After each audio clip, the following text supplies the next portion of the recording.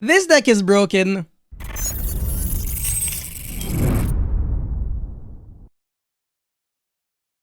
What's going on, guys? This is Miasin and welcome to my updated Dragonlink combo video. 60-card Dragonlink featuring Brave Token and more engines that of course make this deck infinitely better. Very similar to Based, but without the Sword Soul cards and Mare and whatever else. So this is basically Dragonlink with that, well, basically based to Dragonlink. So before this video starts, make sure you like and subscribe, check me out on Twitch and Instagram, and let's try to hit 500 likes on this video. I will be uploading the deck profile tomorrow as always. So now let's get right into combo number 1 out of 3. So assuming that you have a hand like this, Black Metal Dragon with Aquamancer, of course it's not like super specific. It's really just like an example of what you can do with like 2 dragons and the Brave Token engine. Look at what you can do. So normal summon the Black Metal, Mixed Striker Dragon. Chainlink 1, Chainlink 2 depends on what is the most important. You can chain block the most important effect, but not the second one. So yeah, Black Metal, Striker Dragon, get your double search. And then Red MD, revive back the Black Metal and make your Obelisk to search the Dragon's Ravine. And now Dragon's Ravine is going to be pitching the Aquamancer, which is a free discard because its graveyard effect is the exact same as the in-hand effect. Banish it and then search the Rite of Aramesia. And that's exactly what we are going to be doing. And also you're searching the Rocket Synchron because you need a tuner so that you can make Needle Fiber using the Romulus. Anyways, Rite of Aramesia is going to get you that token and Journey of Destiny as well. Boot Sector Launch, summon the Rocket Synchron from the hand, and then get the Griffin Rider. Well, sorry, you're actually going to be getting the Equip Spell, and then the Griffin Rider with the second effect of the Equip Spell, Continuous Spell, Jesus. Speaking of Equip Spell, that's the card that you're discarding and then equipping it back, but that is kind of irrelevant unless you have access to Magician Souls, in which case, these 2 cards are free draw 2, which is actually pretty broken. Anyways, we're summoning the Griffin Rider from the hand and then make Needle Fiber, summon the Red Rose Dragon, and make the Baroness using the level 7 and the level 3 tuner Red Rose, which when it is sent as a Synchro Material, you can summon the Rox Rose Dragon from the deck, which searches you a monster reborn for a Rose Dragon from her grave, which is pretty good. So it's kind of like a double extender in a way. That's very insane. So you're going to be summoning the Red Rose off of the Basil Rose shoot that you get to search with the Rox Rose. And you're going to be making the Dagda and Pastern here, which looks like it's a very weak board, but it actually isn't. Now we have Artifact Dagda on our field, which is of course going to be getting Artifact Scythe. But how do we pop Artifact Scythe on our opponent's turn? Well, with Needle Fiber, we can make TG Wonder Magician, pop the Scythe, and now we have Scythe and TG Wonder Magician on the field. But the little issue is that if we do want a quick sync on our opponent's turn, all we could really do that would be oppressive would be Baroness, which isn't really worth doing because we already have one and it's hard once per turn. So in other words, how can we capitalize off of this board and maximize the amount of negates? Well, there is a very simple solution. On the opponent's standby phase, you'll be using the final effect of Baroness, so shuffle it back into the extra deck and revive back a level 9 or lower monster from her grave. So get your Artifact Scythe and then revive back the Griffin Rider. So we traded 1 negate for 1, but not really because we're going to get back the Baroness exactly as I said in like 2 seconds. So summon the TG Wonder Magician, pop the Scythe, revive back the Scythe, and now quick sync for Baroness. So it's as if you never lost anything. Anything, you're getting back the Griffin Rider, which served as a Synchro Material, which is 1 additional negate on top of everything. So just a simple 2-card combo gets you 2 Omni Negates that can negate anything at all, and the Scythe Lock. That's absolute GG, and you don't need to play like Destiny Hero Destroy Phoenix Enforcer package, and you didn't really have to play any like Garnetty cards for that. So pretty freaking awesome. Let's get right into combo number 2 now. Alright, this combo is pretty freaking cool, and it might actually catch a lot of people off guard, but when you have a hand like this, Black Dragon Collapse Serpent, Chaos Space, and any light attribute monster in the game, look at what you can do. It's actually very disgusting. So Chaos Space can search Illusion of Chaos. So in other words, Chaos Space gets you to Magician Souls. How freaking badass is this? It's actually insane. So now you're going to be going for Black Dragon Collapse Serpent at the Striker Dragon, get your double searches, and now you're going to go Chaos Space, put back the Collapse Serpent, draw 1 card, and on top of that, when this is going to be sent to the graveyard, you're going to be getting the other Black Dragon Collapse Serpent. So Chainlink 1 Romulus and Chainlink 2 White Dragon Wyvern Buster, and now you have freaking 5 cards in the hand. Normal summon any hand trap in the game, doesn't matter which one. Make the Needle Fiber and then summon the Red Rose Dragon again. Illusion of Chaos, search Magician Souls, and now summon it back by sending Illusion of Chaos. And activate Dragon's Ravine. Pitch the Black Dragon Collapse Serpent that is honestly just a discard fodder at this point. And then get the Rocket Tracer off of Absol Router. Magician Souls can now send this Ravine since it is useless anyways. We want to activate the Boot Sector Launch on top. So Now we can discard it and then, well, rather, send it to the graveyard, draw one card, make Herald of Arclight, and then trigger the Red Rose, summon Rox Rose, and search Basil Rose Shoot. And now you'll be using it, so revive back the Red Rose and make Artifact Dagda, activate Boot Sector Launch, summon Tracer from hand, pop the Boot Sector Launch, and then trigger Dagda, summon, get the Artifact Site, summon Recharger, and now you get to make Borreload Savage Dragon.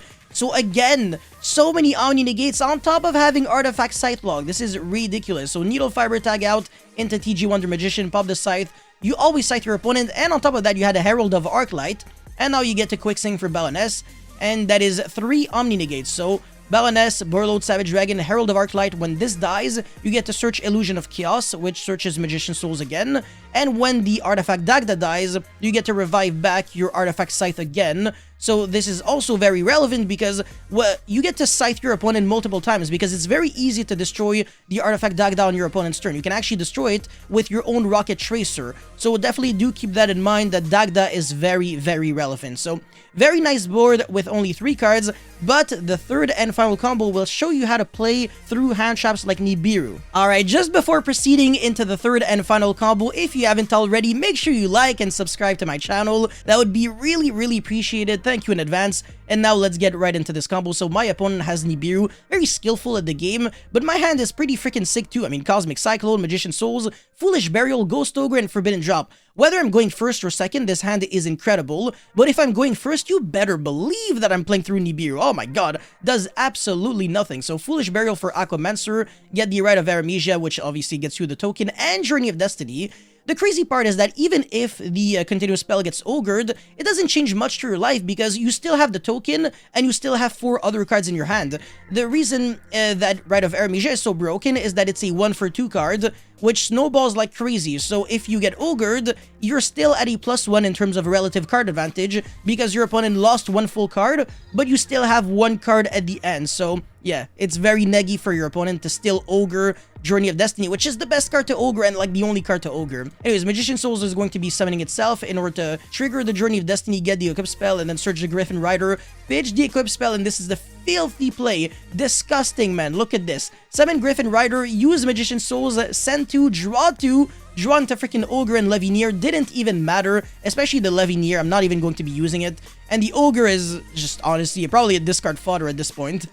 So, no, summon the Needle Fiber, use its effect, summon the Red Rose. And now we're going to be getting Nibiru'd, but it doesn't matter because we can still use the Griffin Rider to negate it. Couldn't have gotten Nibiru'd before because we didn't summon 5 monsters yet. If we get Nibiru'd after that, it's actually going to be worse for our opponent because we're going to be making Baroness and negate and destroy the Nibiru. We're not going to have to waste a level 7 monster on the field. So this is actually the proper timing to Nibiru the opponent if you are playing like against like based strategies, or I guess this deck, which I hope I'm actually going to be popularizing. This deck is freaking broken. And now we can still make a level 7 Shooting Riser Dragon, which is way more than nothing. Chainlink 1, Chainlink 2, send the Fairy Tale Snow, summon Rox Rose Dragon, search the Basil Rose Shoot. Now you're going to be making Romulus because, yes, these 2 monsters are dragon. Now you're going to be getting the Dragon's Ravine with the Romulus, use its effect in order to send the Absol Dragon to search the Rocket Tracer. The discard doesn't have to be anything specific. I mean, Forbidden Droplet is probably just icing on the cake at this point. I don't even need it. But yeah, you're going to be activating Basil Rose Shoot in order to summon the Red Rose Dragon from her grave. And of course, it's a dragon monster. So just like that, you can make Striker Dragon. And that's the reason why I really wanted to incorporate that engine in Dragonlink, because it inherently has a lot of synergy. And these monsters don't have to just be used as synchro materials if you want to do productive things with them. So now you're going to be searching the Boot Sector Launch and activate it in order to summon your Rocket Tracer from your hand. And you're going to be summoning Levineer by banishing 3 Darks, but we didn't have to draw this for the combo to work. So ironically, the draw 2 from Souls was completely pointless. We could have gotten hit by Ash, and it wouldn't have changed anything at all to our life because Levineer won't actually create like additional negates on top of that. Anyways, make the Artifact Dagda, pop the Boot Sector Launch and trigger the Dagda, set the Artifact Scythe. You can also pop the Dagda if you really want to, but I don't know. I like keeping the Dagda on the field just so I can pop it again. Make Borreload Savage Dragon, equip your Romulus, and then Striker Dragon pop itself. Get the Recharger, which is going to be reviving back any dark monster from the grave. And the Rocket Tracer is going to be getting you an additional negate on your opponent's turn. Look at this. So whatever. Okay, the Cosmic Cyclone is also not needed. Let's just forget that you had Cosmic Cyclone, Ghost Ogre, probably Levineer, shuffling back one card your opponent had, and Forbidden Droplet as well. Literally, most of these cards were either useless or discard fodders, like I said. So only with like a tuner monster and Magician Souls and Foolish Burial, I was able to do all of that through Nibiru, which is like insanity. Anyways, my opponent goes Sided Mining.